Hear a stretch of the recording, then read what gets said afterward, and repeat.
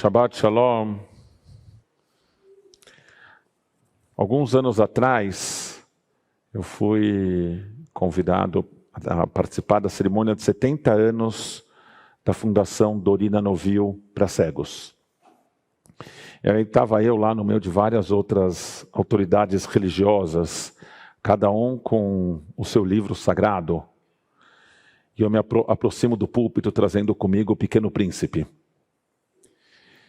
E aí eu leio para todo mundo a passagem em que a Rosa ensina para o príncipe que o essencial é invisível aos olhos. Eu conto essa história porque hoje eu vou citar uma grande profetisa, filósofa brasileira, Rita Lee, que em Jardins da Babilônia cantou: para pedir silêncio eu berro, para fazer barulho eu mesma faço. No tema do oxímoro, hoje eu vou gastar os próximos 15 minutos para falar sobre o silêncio. A gente podia só sentar, ficar em silêncio e pronto, acabou a prédica. A prédica hoje é sobre o silêncio, eu vou sentar, ficar em silêncio, mas não. Não sei se já se deram conta, mas tem vários tipos de silêncio. Ou pelo menos tem várias formas de interpretar o silêncio. Se durante a prédica a comunidade inteira ficar em silêncio, pode ser um sinal de atenção e engajamento, ou pode ser o oposto deles, pode ser um sinal de absoluta falta de interesse.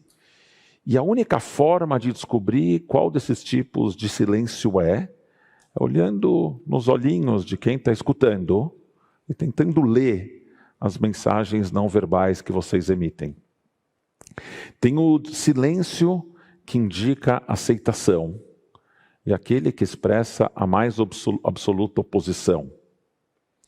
Quando as pessoas ficam muito magoadas, muitas vezes é através do silêncio que elas respondem.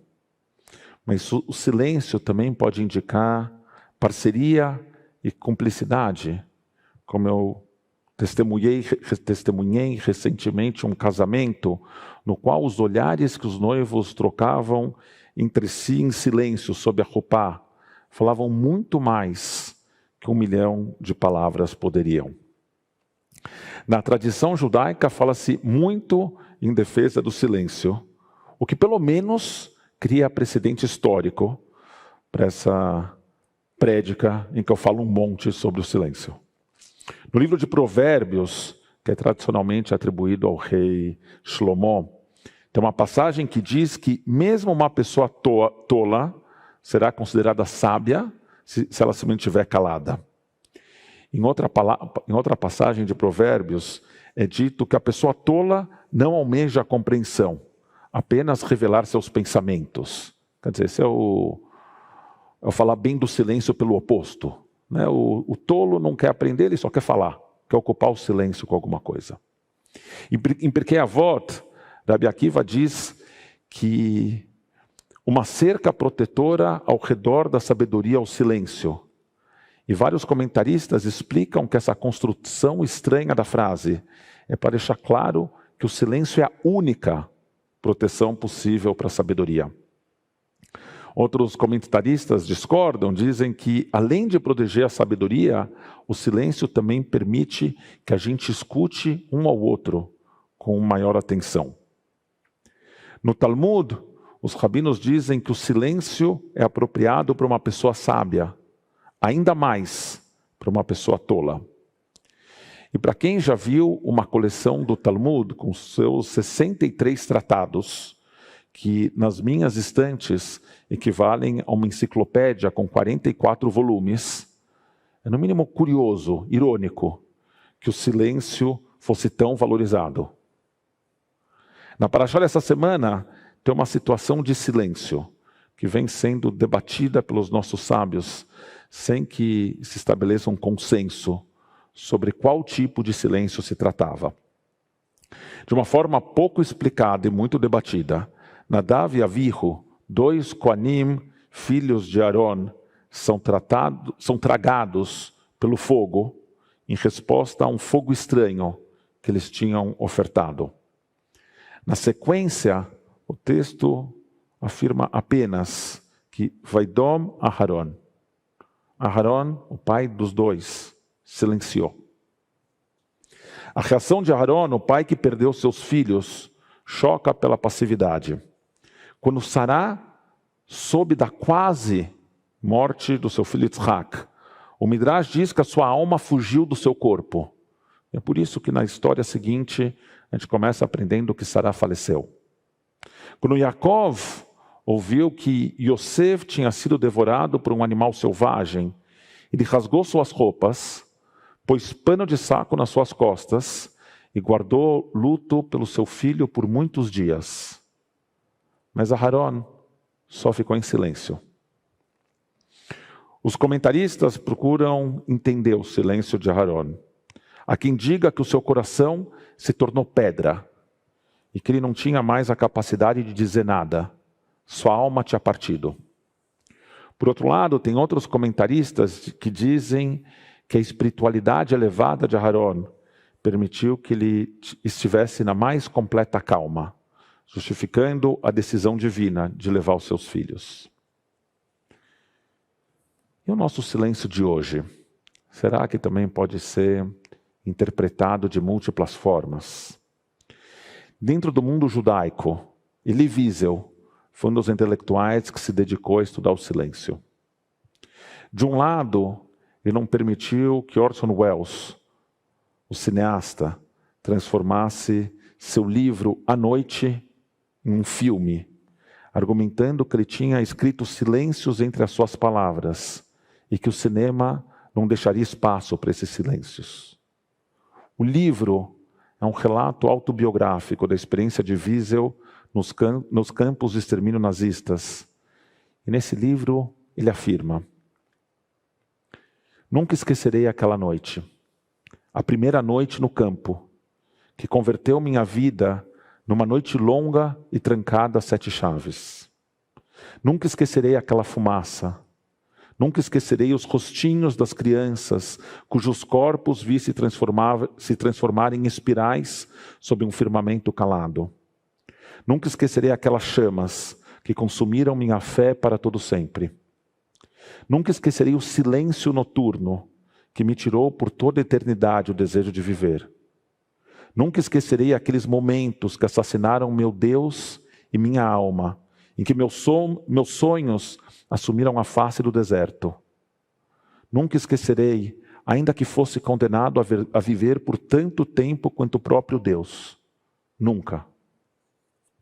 O mesmo homem que impediu que o seu livro virasse filme para proteger o silêncio que o texto continha, dedicou a sua vida à militância contra o silêncio, que permitiu que a atrocidade, mesmo na presença, que permitiu aquela atrocidade, mesmo na presença de pessoas poderosas.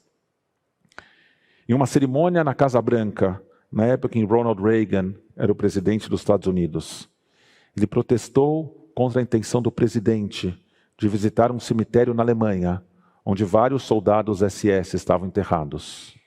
Seu lugar é com as vítimas da SS, ele disse ao presidente.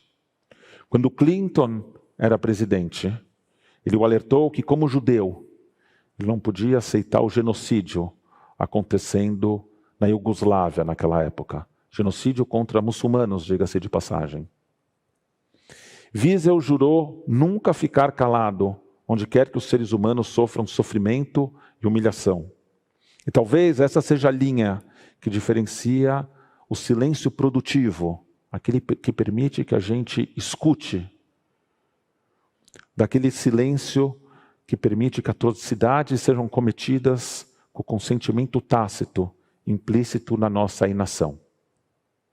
Voltando às palavras de Elie Wiesel. Devemos tomar partido, ele disse. Neutralidade ajuda o opressor, nunca a vítima. O silêncio encoraja o torturador, não o atormentado. Às vezes devemos interferir. Quando vidas humanas estão em perigo, quando a dignidade humana está em risco, as fronteiras nacionais e as sensibilidades tornam-se irrelevantes. Onde quer que homens e mulheres sejam perseguidos por causa da sua raça, religião ou opiniões políticas. Esse lugar deve, naquele momento, tornar-se o centro do universo. Nessa próxima segunda-feira à noite, a gente marca o início de Yom HaShoah, a data no calendário judaico em memória às vítimas da atrocidade nazista. A data escolhida no calendário faz referência ao levante do gueto de Varsóvia, que em 1943 desafiou os nazistas que esvaziavam o gueto de seus moradores e os enviavam para os campos de extermínio. Um ato de coragem que nesse ano comemora 80 anos e que na CIP a gente vai homenagear no Kabbalat Shabbat de 28 de abril, com a presença do coral Tradição da Casa do Povo. A gente hoje vive tempos difíceis. Uma matéria no Estadão de hoje fala que, de acordo com o levantamento da Universidade de Tel Aviv, houve em 2021 um aumento dramático de ataques antissemitas em todo o mundo. Nos Estados Unidos, onde nós já temos estatísticas disponíveis também para 2022, o aumento, em cima de um ano que já tinha sido um aumento dramático, o aumento foi de 36%. De 2021 para 2022. O mundo, em grande parte, tem se calado frente a esse aumento de crimes de ódio contra os judeus. Aqui no Brasil, os Yanomamis foram as vítimas de um projeto de eliminação, o qual nós assistimos ao vivo e a cores pela TV. Na grande maioria, em silêncio. Todos os dias, na rua das nossas cidades, pessoas pretas são mortas em números assustadores. De acordo com o Fórum Brasileiro de Segurança Pública, o número de pessoas pretas mortas por policiais aumentou quase 6% de 2020 para 2021, enquanto o número de pessoas brancas caiu 30,9%. Dessa forma, 84,1% das vítimas fatais de intervenções policiais eram pretos ou pardos, porcentagem significativamente superior ao seu número na população. A nossa reação foi, de forma geral, o silêncio. Como disse Elie Wiesel, o silêncio encoraja o torturador, não o atormentado. Mesmo que os nossos corações, assim como o de Aharon, tenham se tornado pedra calejadas com tanta violência, é hora da gente sair da nossa dormência. Falecido em 2016, Wiesel precisa da nossa ajuda para continuar cumprindo a sua promessa. Nunca ficar calado, onde quer que os seres humanos sofram sofrimento e humilhação. Shabbat Shalom.